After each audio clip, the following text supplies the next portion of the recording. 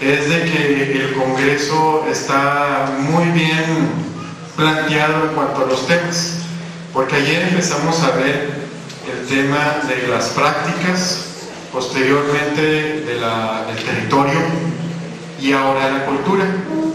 Y creo que está muy bien hilado estos temas porque definitivamente el tema de la cultura pues engloba precisamente lo que hacemos nosotros, todos nosotros como parte de un colectivo, como parte de los grupos a los que pertenecemos, pero también engloba, como vimos ayer, prácticas de territorio, entendido el territorio más allá de lo físico, el territorio como un conjunto de relaciones sociales, un conjunto de relaciones de poder, como también posibilidades de existir. Y en este sentido, pues el tema que ahora nos convoca, la cultura, pues es un tema bastante complejo, ¿sí? Cuando estábamos preparando justamente la provocación, pues teníamos que ponernos de acuerdo para no caer necesariamente en definir qué entendemos todos nosotros por cultura. Ese no es el propósito, sino más bien hacer una serie de reflexiones sobre cómo nuestra práctica, nuestras acciones de cada uno de nosotros influyen en un entramado de prácticas culturales, ¿sí? Entonces vamos a ir un poco desmenuzando esta idea para que vayamos trabajando en las mesas, ¿no? Bueno, hemos preparado una provocación en dos partes, es decir, primero voy a enfocarme yo a un ámbito, una dimensión de la cultura, entendido como cultura como resistencia, ¿sí? Es decir, es una perspectiva, si podemos llamarla, más optimista de la cultura, y posteriormente Horacio va a hacer un gran pero a ese ámbito optimista, ¿sí? Y va a hablar un poco sobre la cultura, pero como forma de dominación, ¿sí? En un sentido más autocrítico de todos nosotros. Entonces, lo primero es la cultura en un ámbito mucho más amplio en términos de entender la resistencia.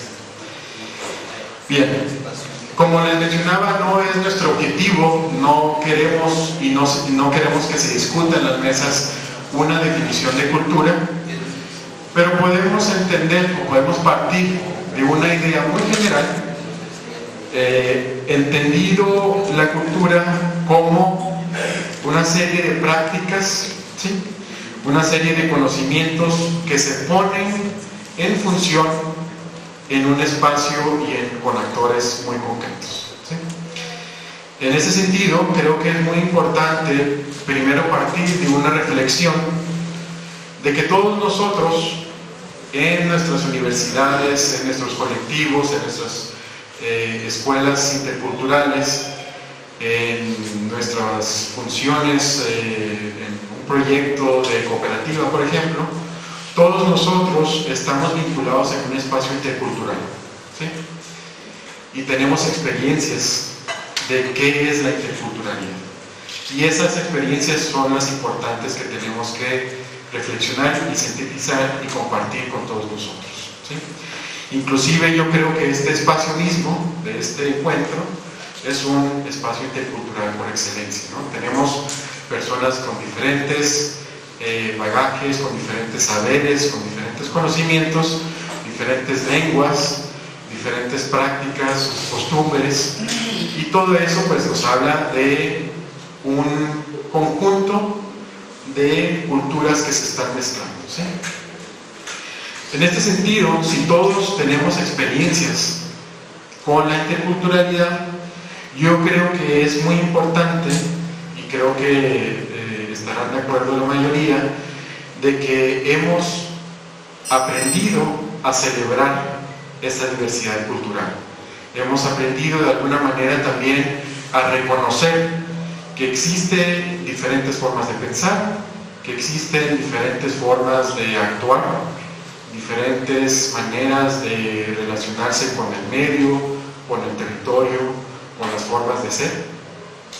Y por lo tanto, eso genera una serie de posibilidades para fortalecer la cultura. En el día de ayer, cuando estaba moderando las dos mesas que me tocaron, hubo una constante, y seguramente a lo mejor ustedes también pueden hacer esa relación, hubo una constante en el sentido de que muchos de nosotros, de ustedes, todos nosotros, hablábamos de cómo queremos fortalecer la cultura, a través de la lengua, a través de educar a los niños chiquitos en escuelas interculturales, con ceremonias, cómo enseñarles a que hay un calendario, hay un rito, hay tiempos, y todo eso nosotros partimos de que es positivo porque estamos fortaleciendo la cultura, ¿sí? Estamos fortaleciendo una serie de normas, de saberes, de experiencias propias, y creo que eso es muy útil. Si lo empezamos a ver y si lo empezamos a reflexionar en ese sentido, empezamos a precisamente entretener la idea de que la cultura puede ser vista como resistencia. Es decir, también algo que se mencionó ayer es de que los pueblos indígenas, las minorías étnicas, todos nosotros estamos insertos en sistemas de dominación económica, en un sistema de dominación política, en una forma de ser, ¿sí? Y esta forma de ser, que pretende ser homogénea, homogeneizar ciertas pautas, ciertos tiempos, la vemos como problemática, ¿sí?